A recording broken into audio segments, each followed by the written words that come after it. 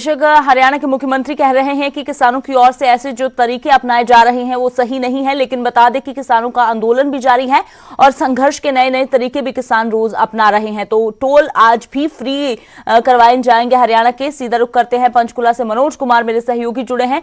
तो मनोज, एक और किसानों का आंदोलन लगातार एक महीने से ऊपर हो गया है और दूसरी ओर अब किसानों की ओर से जो एक्शन प्लान शुरू किया गया था उसके तहत हर रोज नई चीजें देखने को मिल रही हैं। तो फिलहाल आज की क्या स्थिति है हरियाणा में टोल को लेकर?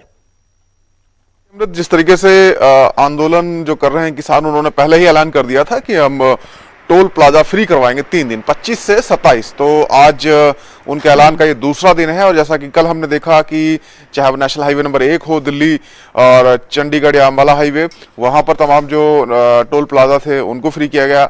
इसके अलावा रोहतक की तरफ से यार जो हिसार हाईवे है वहां पर हमने चीजें देखी।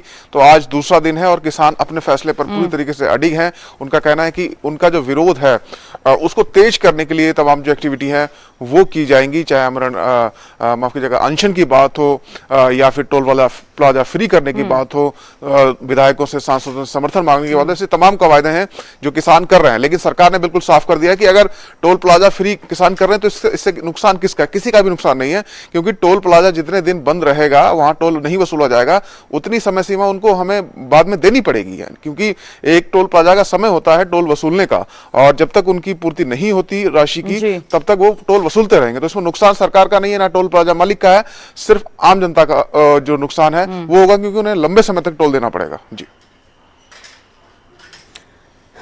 बिल्कुल मनोज, तो फिलहाल बेशक सरकार कह रही है कि कोई फर्क जो है वो नहीं पड़ेगा, लेकिन फिलहाल आंदोलन का असर तो खूब देखने को मिल रहा है। हरियाणा के तमाम टोल कर्मचारियों की ओर से कल खुद ही अपने टोल जो है वो बंद कर दिए गए। शुक्रिया मनोज फिलहाल इस तमाम जानकारी के लिए। तो फिलहाल 3 दिन के लिए हरियाणा में भी टोल फ्री करने का ऐलान किया गया था। 25, 26 और 27 तारीख तक किसानों ने कहा था कि हरियाणा के टोल फ्री किए जाएंगे, टैक्स नहीं यहां पर वसूलने दिया जाएगा।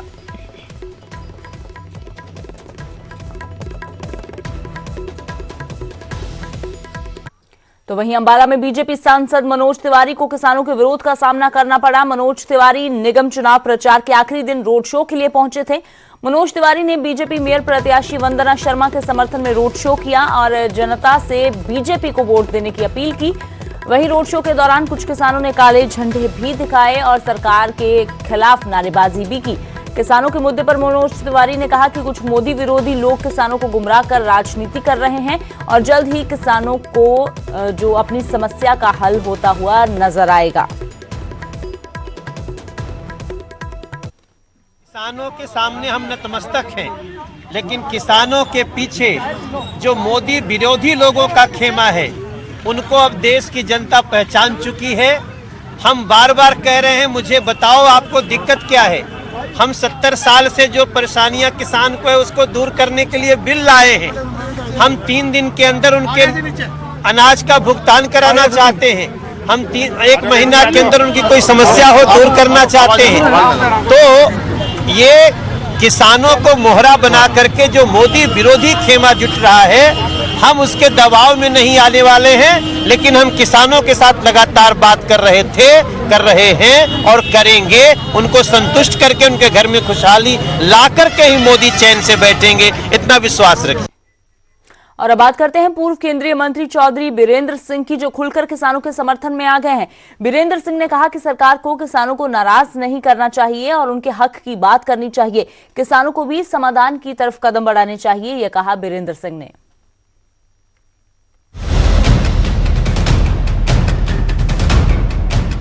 3 कृषि कानूनों के विरोध में किसान आंदोलन कर रहे हैं। किसानों के संघर्ष को बीजेपी नेता और पूर्व केंद्रीय मंत्री चौधरी बीरेंद्र सिंह का समर्थन मिला। उन्होंने कहा कि देश का पेट भरने वाले किसानों की समस्याओं पर बात करने से कोई भी पार्टी अपने नेता को एंटी पार्टी नहीं कहेगी। वो किसानों का समर्थन करते हैं और इस आंदोलन का सकारात्मक हल निकालने के हक में है। किसान की समस्याओं की बात करना, कोई भी राजनीतिक दल उसको ये नहीं कहेगा कि एंटी पार्टी। मैं किसान के साथ हूँ और इस लड़ाई में वो जितना भी मेरी क्षमता और मेरे साथियों की क्षमता होगी उस क्षमता के मुताबिक हम किसान आंदोलन को समर्थन देंगे। वीरेंद्र सिंह ने एसवाईएल के मुद्दे पर कहा कि 50 साल से नेताओं ने इस मुद्दे पर सिर्फ राजनीति की है। हमारे लिए एसवाईएल बहुत जरूरी है, लेकिन हर चीज का समय होता है।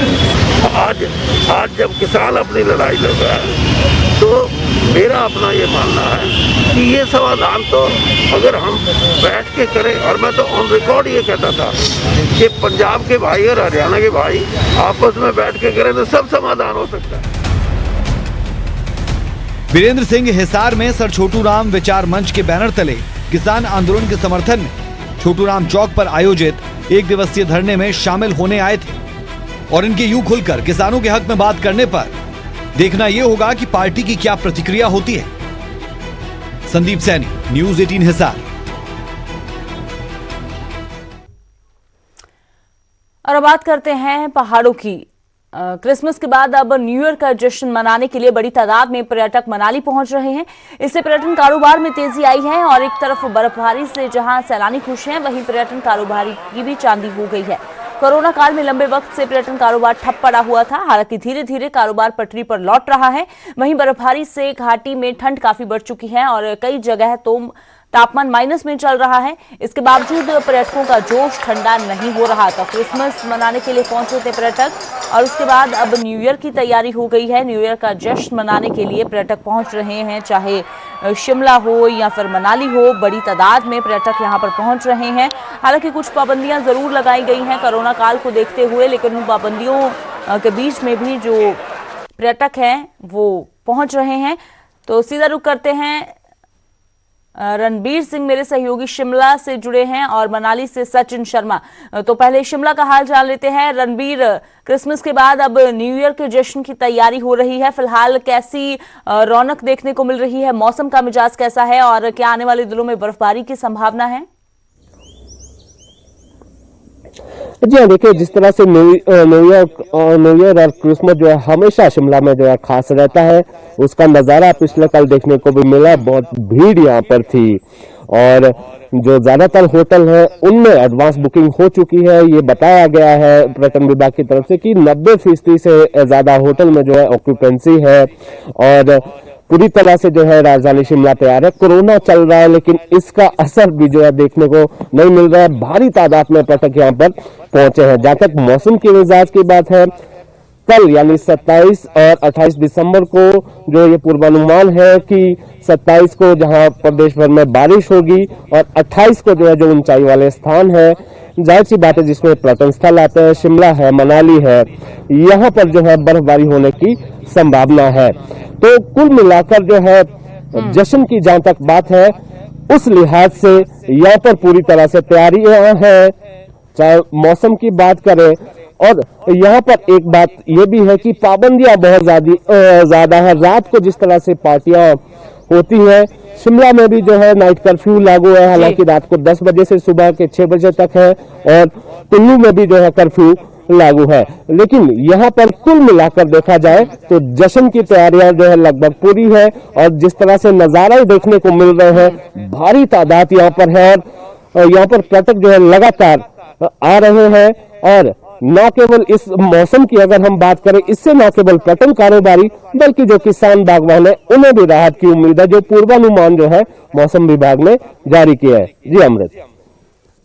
बिल्कुल रणबीर, तो लंबे समय तक कारोबार ठप रहा है, अब कुछ राहत जरूर मिलती हुई नजर आ रही है बागवानों को और पर्यटन कारोबारियों को। सचिन शर्मा मेरे सहयोगी मनाली से जुड़े हैं। तो सचिन, माइनस में तापमान दर्ज किया जा रहा है मनाली में लगातार, तो फिलहाल क्या कह रहा है मौसम का मिजाज और कैसा रहने वाला है न्यू ईयर? जी हाँ अमृत, देखिए अगर मैं मनाली के तापमान की बात करूं तो मनाली का तापमान जो है माइनस में चल रहा है और आज भी जो है -2 के करीब यहाँ का तापमान दर्ज किया गया है। हालांकि जो मनाली आने वाला पर्यटक है वो काफी तादाद में यहाँ पे पहुंच रहा है। क्रिसमस से लेकर जो है अब जिस तरह न्यू ईयर आने वाला है तो काफी संख्या में पर्यटक यहाँ पर पहुंच चुका है। अगर मैं बीते कल की बात करूं क्रिसमस के दिन की, तो काफी ज्यादा हुजूम यहाँ पर पर्यटकों का उमड़ पड़ा था, जिसके कारण कई स्थानों पर जो है ट्रैफिक जैम भी हो चुका था। खासकर बात मैं करूं अगर अटल टनल की, तो अटल टनल के पास जो है जो हमें जानकारी मिली करीब 1500 वाहन पर्यटकों के वहां पर पहुंचे थे पिछले कल, बर्फ के दीदार के लिए। तो हम कह सकते हैं कि जो पर्यटक मनाली आता है वो खासकर बर्फ के दीदार के लिए यहाँ पे आता है। ऐसे में बीते कल जो क्रिसमस था, इस बार जो पर्यटकों को व्हाइट क्रिसमस मनाने का मौका यहाँ पर नहीं मिला है, लेकिन न्यू ईयर से पहले जिस तरह मौसम विभाग ने यहाँ पर जो जानकारी दी है कि मौसम खराब रह सकता है, तो ऐसे में जो है मनाली और इसके आसपास के क्षेत्रों में आने वाले 2 दिनों में जो यहाँ पर बर्फबारी के वो आसार यहाँ पर जताए गए हैं, जिससे अब घाटी में भी लगातार जो है ठंड वो यहाँ पर लगातार बढ़ती जा रही है। ऐसे में जो यहाँ के जो स्थानीय लोग हैं वो भी जो है अब ठंड से बचने के लिए गर्म कपड़ों का सहारा ले रहे हैं, और जो पर्यटक है वो भी यहाँ पर जो है गर्म कपड़े पहने हुए जो मनाली के मॉल रोड पर नजर आ रहे हैं। इसके अलावा मैं बात करूं यदि न्यू ईयर के जश्न को लेकर, तो न्यू ईयर के जश्न को लेकर जो मनाली पूरी तरह से तैयार है। हालांकि कोविड के कारण जो यहाँ पर जो सरकार की तरफ से जो कर्फ्यू यहाँ पर लगाया गया, जिसके चलते जो है रात को 10 बजे से लेकर जो सुबह 6 बजे तक ये कर्फ्यू यहाँ पर जारी रहेगा, जिसके कारण थोड़ी यहाँ पे पर्यटकों को ये थोड़ी सी यहाँ पे ये मलाल जरूर है कि 10 बजे के बाद जिस तरह जो डीजे वगैरह है वो यहाँ पर नहीं बजेंगे। ये कुछ पाबंदियां जरूर रहेगी, लेकिन पर्यटक फिर भी इन सब के बावजूद काफी संख्या में यहाँ पर जो है पहुंच रहे हैं। इसमें की अगर मैं बात करूं तो मनाली के जो होटल है कम से कम 99% होटल जो यहाँ पर जो बिल्कुल पैक यहाँ पर हो चुके हैं। और सचिन, तो पाबंदियों के बीच भी कैसे एंजॉय करना है ये लोग जानते हैं, लेकिन पहले के सालों के मुकाबले इस बार का क्रिसमस और न्यू ईयर अलग तो है। शुक्रिया सचिन फिलहाल इस तमाम जानकारी के लिए। रणबीर, आपका भी शुक्रिया शिमला का हाल बताने के लिए। तो फिलहाल सैलानी पहुंच रहे हैं, चाहे वो शिमला हो, कुल्लू हो, मनाली हो, लेकिन पाबंदियां भी जरूर लगाई गई हैं। तो फिलहाल इस बुलेटिन में इतना ही, मुझे दें इजाजत।